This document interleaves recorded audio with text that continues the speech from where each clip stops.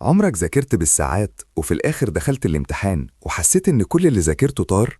الإحساس ده صعب ومحبط وبيخلي الواحد يشك في نفسه. بس خليني أقول لك حاجة مهمة من الأول. الإحساس ده مش معناه إنك غبي ولا إن مستواك ضعيف ولا حتى إنك فاشل. في أغلب الحالات معناه حاجة واحدة بس، إنك بتذاكر بطريقة غلط. النهاردة بقى مش جاي أقول لك ذاكر أكتر ولا اسهر أكتر ولا تتعب زيادة. النهاردة جاي أقول لك إزاي تذاكر بذكاء مش بجهد. إزاي تخلي ساعتك في المذاكرة تساوي 10 ساعات. وخليك معايا للآخر، عشان آخر خطوة هي أهم خطوة، وأكتر خطوة بتفرق بين طالب عادي وطالب متفوق. خلينا نكون واقعيين شوية.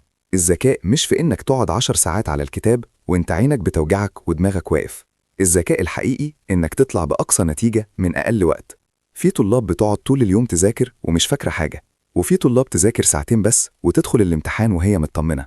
الفرق مش في عقلهم ولا في حظهم ولا في إنهم أذكى منك، الفرق في طريقتهم.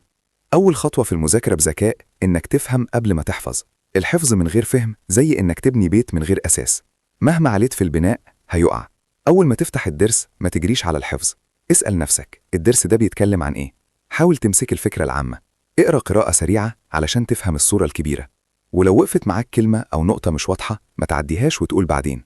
دقيقة فهم أحسن من ساعة حفظ، لأن الفهم بيخلي الحفظ أسهل وأسرع وأثبت في دماغك.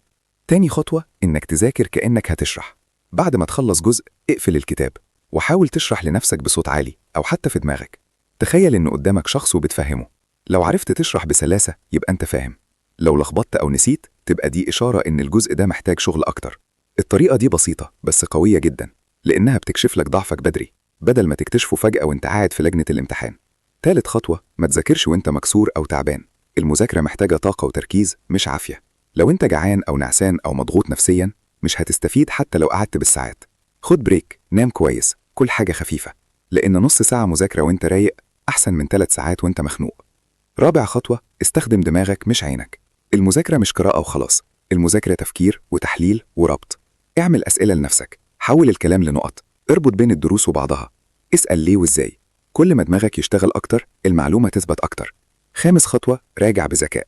المراجعة مش إنك تعيد نفس اللي ذاكرته بنفس الطريقة وبنفس الملل.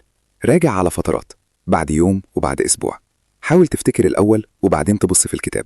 النسيان طبيعي ومش عيب، بس التكرار الذكي هو اللي بيخلي المعلومة تقعد في دماغك وقت طويل. سادس خطوة، ابعد عن المشتتات. مفيش حاجة اسمها مذاكرة مع الموبايل. إشعار واحد ممكن يضيع تركيزك 20 دقيقة كاملة. اقفل النت، حط الموبايل بعيد عنك، وادي لنفسك فرصة تركز بجد حتى لو نص ساعة، لأن التركيز دلوقتي بقى عملة نادرة. وآخر خطوة بقى وأهم خطوة على الإطلاق، واللي ناس كتير بتكسل عنها، هي إنك تبدأ. ما تستناش المزاج ولا الدافع ولا الوقت المثالي، لأن الحاجات دي عمرها ما بتيجي لوحدها. ابدأ حتى لو مش جاهز، حتى لو مش متحمس. الالتزام هو اللي بيخلق الدافع مش العكس. أصعب 5 دقايق هم أول 5 دقايق، وبعدهم هتلاقي نفسك مكمل غصب عنك. افتكر دايما إنك مش فاشل، انت بس محتاج طريقة صح. ذاكر بذكاء مش بتعب. اعمل اللي عليك وسيب النتيجة على ربنا.